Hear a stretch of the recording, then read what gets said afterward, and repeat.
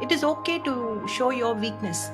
Through weakness, you will discover your strengths, and there is no looking back because there is no more fear.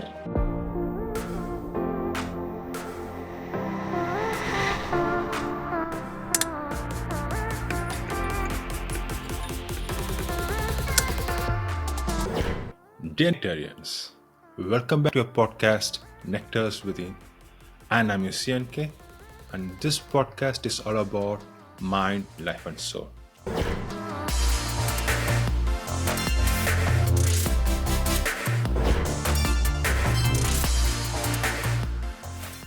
I see you as a full grown tree, okay? But I like to know more about the seed, which is the Swetha as a child. How are you as a child? Of course, we get to know you are very energetic. Apart from that, how was your observation and how did you mold you as a kid? Can you tell something about that? Thank you for this question. I'll take it as I said, it's a self-reflecting uh, question. So, as a child, as you said, I was very energetic. My thought process, the things that I tried, I ventured into everything. I owe it all to my parents because I was blessed to have a very ambitious, inspiring, household. So that was ensured by my mother and my father, so they were always there to from the topics that we discuss at home, people achieving, people trying new things.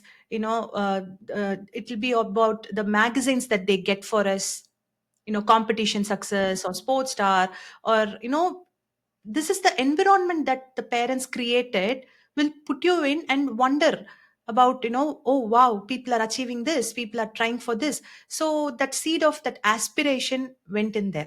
That was through my parents, to always aspire high. To give you an example, I always make fun of my mother. Even today, I used to tell her, how, now me being a parent, I look back, I don't put that effort for my daughter. I tell that to my mother. We come home for lunch from school. We have this 45 minutes lunch break, and it's a colony where I studied. So we can, we cycle to school. So for lunch, when we get home, me and my sister, we sit and have lunch. So what would be the time frame? Like 20-25 minutes.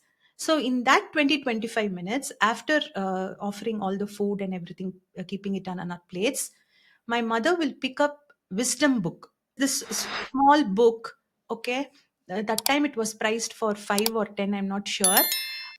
So that book she'll have in hand, and she will read those small snippets. She will read about Sarojini Naidu or Kalpana Chawla. They know that small articles she'll read. She won't ask, are you listening? It is a rule. We have to listen. You cannot get distracted while you're having food. Something is going inside. Why did she do that? I don't do that now. That intention, that genuine intention of, that molding the child, it just stems from parents. It's that thought process. So when you are fed with such inputs, obviously you will start thinking only in that angle, to try new things, to venture into new stuffs, or to give your best, to be the best in whatever you do. Amma always says that. Amma always says, "Why do you fear?" I know, like, you know that till the moment of performance, I'll be tensed. I'm a very anxious person, so like that only I was in my childhood also. But Amma says, "You will do the best. It is just that till that moment of performance, you'll be like this." She found it very early. But when I get into the stage, when I start performing, be it my drama or be it my music performances, be it a speech contest, I am totally a different person when I start talking. Nobody sees that fearful side in me.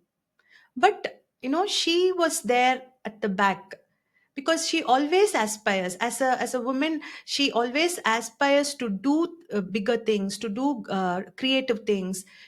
I have always seen her either stitching or painting, or she is very good at handcrafts. And my father, on the other hand, from the knowledge aspect, he was a manager. So the way he talks to people, the way he communicates, how he conducts himself, how he is as a leader, how he is in that management, how he is dealing with the problems. So this is the picture I'm constantly getting in my mind.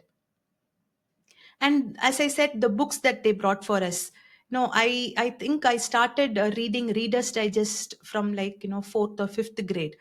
I don't even understand many words there. And then my father says, no, through the context you will be able to figure out. It's not go get the dictionary was the next step.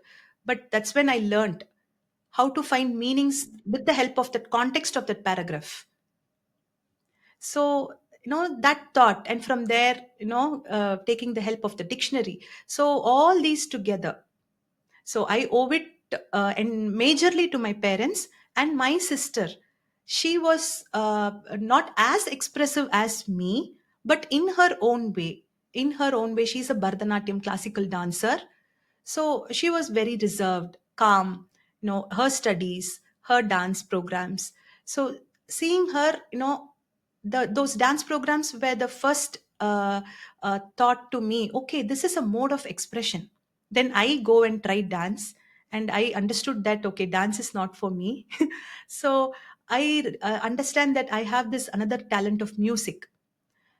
So I am so happy to creatively express anything that I do creatively. It gives me so much happiness, and that creator side of me is staying there inside always. I am very studious. I was a rank holder at school also. But how can a person who is academically excelling is also excelling in other extracurricular activities? It's because of that hard work. And how do you hustle? Today they talk about hustle culture. Me as a kid, I hustled, so heavily. My parents were really helpful in that way, the time management, because soon after the school everybody will be having good time talking with friends, or meeting at the park, or playing. But for me, every day the classes were jam packed. But none of the classes were pressurized from parents. It is me who voluntarily wanted to experiment that.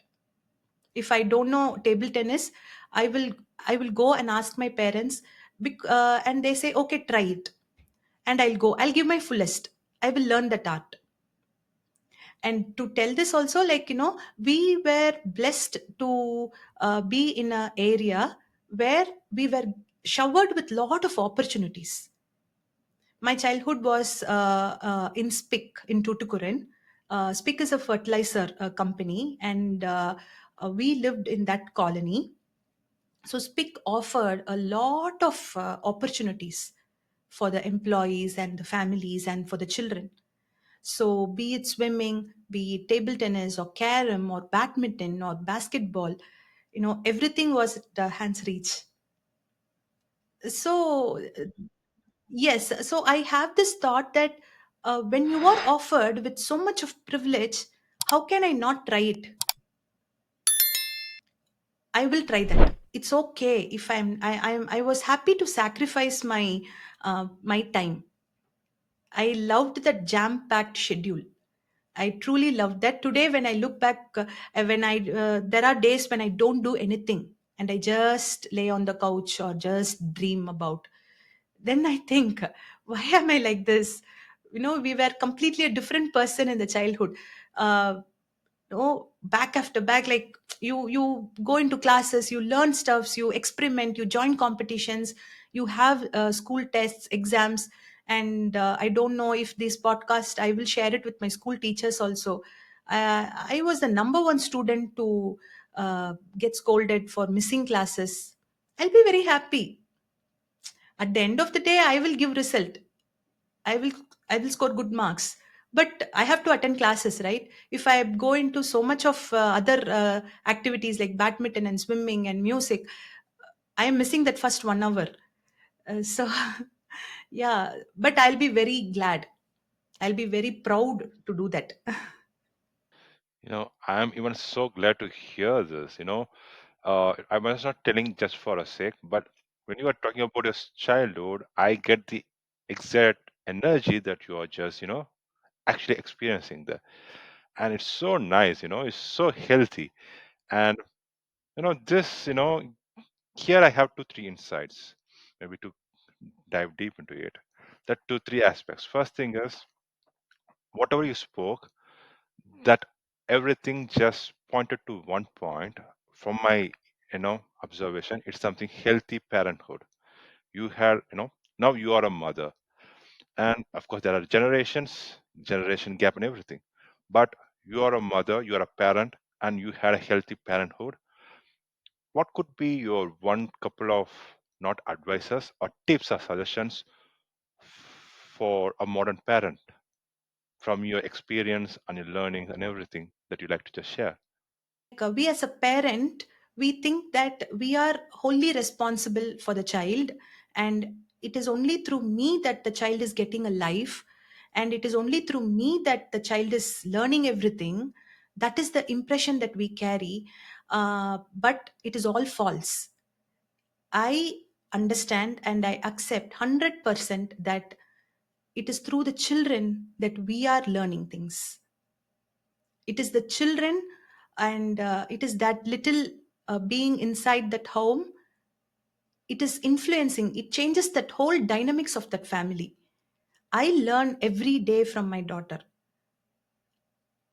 My huge life lessons, if I put it in, if I have 10 life lessons, I can say at least 3 or 4 will come from my daughter. I think it is for all the parents. We always have that impression that I am doing everything. If I am not there, everything will stop. But it is other way around. Through the children we are learning. We are we are slowly learning our weaknesses, our mistakes. The child points out our mistakes without that without that subtle way of pointing out mistakes, subtle way of where I'm going wrong, what I'm not doing correctly, what I should do correctly. I see that as a whole. I don't see myself as a parent. I see myself as a companion, as a friend, like, sharing a room. How we will be feeling, uh, like a paying guest. We are working, your friend is working in a different company, you're working with complete different mindsets. It is like that. Though there is this emotional bond, that parental bond, but when it comes to everyday, day to day happenings, I see that we are learning so much from the child. So if you have that mindset, you will start to observe a lot of things from your child. Otherwise, we'll think that, okay, she's just a kid. What she knows? No, they know so much more. They can sense the vibration, they sense the energy, they know how to talk. And, for example, if she senses when I am worried, when I am frustrated, when I am anger, every kid senses that. But only if the parent stops for a moment and observe, they will know that the child has this kind of an trait. Secondly, as I said, showing the vulnerable side brings out the true strength in you. I learned that only after I became a parent. And one of the major contributor was my daughter. It is okay to show your weakness. Through weakness, once you process your weakness, you will discover your strengths, and there is no looking back, because there is no more fear. But until the point of processing your emotions, processing your dark emotions, you will always have that fear of, you know, revisiting them. How will you handle them? But the moment you process it, you're all fine. There's no fear. So such kind of, volatile aspects, that those are very, very fragile aspects. All this was through my daughter. So for parents, I would say, be very, very open and start learning from your children. This one thought will change the dynamics. You will observe a lot.